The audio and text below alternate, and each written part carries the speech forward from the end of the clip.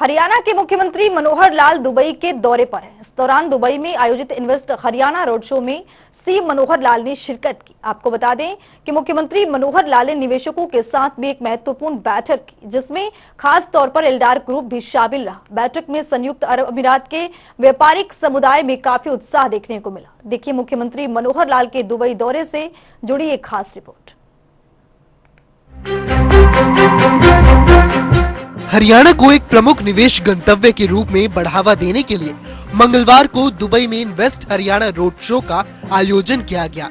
इस दौरान हरियाणा के मुख्यमंत्री मनोहर लाल की अध्यक्षता में हुए इस रोड शो के दौरान संयुक्त अरब अमीरात के व्यापारिक समुदाय की ओर से काफी उत्साह देखने को मिला और इस रोड शो के दौरान राज्य की प्रमुख परियोजनाओं जैसे गुरुग्राम में ग्लोबल सिटी, नांगल चौधरी में integrated multi modal logistics hub, Hisar में इंटीग्रेटेड एविएशन हब के बारे में जानकारियां दी गई और इंटीग्रेटेड मैन्युफैक्चरिंग क्लस्टर और सोहना में इलेक्ट्रॉनिक्स मैन्युफैक्चरिंग क्लस्टर के बारे में भी विस्तार से चर्चा हुई। ग्राफिक्स के जरिए समझेंगे कि दुबई दौरे के दौरान सीएम मनोहर लाल ने हरियाणा के मुख्यमंत्री मनोहर लाल दुबई के दौरे पर हैं। दुबई में इन्वेस्ट हरियाणा रोड शो का आयोजन किया गया।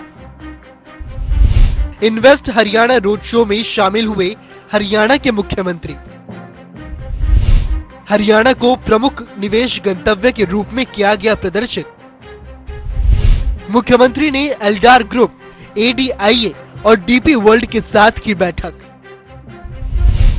राज्य में निवेशकों को हरियाणा की विभिन्न परियोजनाओं में निवेश करने के लिए किया गया आमंत्रित। हरियाणा भारत के प्रमुख औद्योगिक राज्यों में से एक के रूप में उभरा है। हरियाणा की प्रमुख मेगा परियोजनाओं में निवेश के हैं अवसर। औद्योगिक संपदाओं और सेक्टर विशिष्ट क्लस्टर में निवेश के हैं अपार अवसर। सीएम मनोहर लाल ने अबू धाबी इन्वेस्टमेंट अथॉरिटी के साथ की निवेश के अवसरों पर चर्चा। मुख्यमंत्री मनोहर लाल ने एल्डार ग्रुप के साथ भी की बैठक। मुख्यमंत्री ने सुल्तान अहमद बिन सुलेम से भी की मुलाकात। सीएम ने राज्य सरकार द्वारा उद्योगों को बढ़ावा देने की पहलों से कराया अवगत। उद्योगपतियों की सुविधाओं के लिए की गई विभिन्न पहलों से अवगत कराया गया। इन पहलों में सेक्टर केंद्रित निवेशक अनुकूल नीतियों, जीआईएस लैंड बैंक शामिल हैं। निवेशक सुविधा प्रकोष्ठ, सिंगल रूफ क्लियरेंस मैकेनिज्म, सेवाओं का समयबद्ध वितरण, शिकायत निवारण प्रणाली शामिल है। निवेशकों के लिए हरियाणा को पसंदीदा प्रमुख गंतव्य के रूप में उभारने और प्रदेश में सुगम कारोबारी माहौल बनाने के लिए शुरू की गई। वहीं सीएम मनोहर लाल ने राज्य के विकास के अपने विजन के बारे में बताया कि प्रदेश में आधुनिक प्रौद्योगिकी क्षेत्रों, भविष्योन्मुखी उद्योगों, निम्न कार्बन हरित बुनियादी ढांचे और ईज ऑफ लिविंग पर अधिक ध्यान केंद्रित किया जाएगा। उन्होंने यूएई और भारत के बीच आर्थिक और सांस्कृतिक संबंधों पर भी चर्चा की।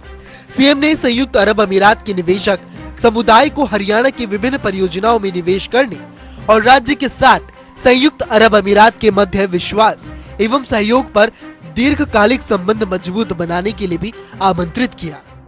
कुछ सजेशंस भी आए। अब तो जो काम एक ही बचा है वो है just to invite you for the purpose in Haryana to invest and to have to get a chance to prosperous Haryana and UAE. तो उस नाते से मैं आपको सबको निमंत्रण देता हूं कि आप आइए हरियाणा में। हरियाणा के बारे में हम सब जानते हैं, एक ऐतिहासिक तथ्य है। Haryana is land of Gita, Haryana is land of Karma.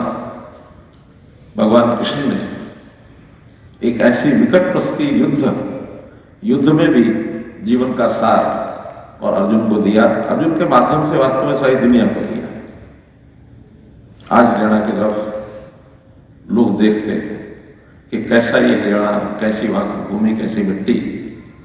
आज भी हम प्रयत्न करते हैं कि उस गीता के सार को देश और दुनिया में सब जगह पहुंचाएं। हर साल कुरुक्षेत्र में हम इंटरनेशनल गीता महोत्सव 15 दिन का एक कार्यक्रम करते हैं। So many delegates of different countries they participate in that function। और बल्कि कुछ देशों ने अब उस प्रकार का एक गीता महोत्सव मनाने का इनविटेशन भी भेजना शुरू किया है। हमने मॉरिशस में मनाया, हमने यूके में एक कार्यक्रम किया, अभी पिछले 15 दिन पहले कनाडा में 3 दिन का एक महोत्सव हुआ है, ऑस्ट्रेलिया की ऑफर आई है।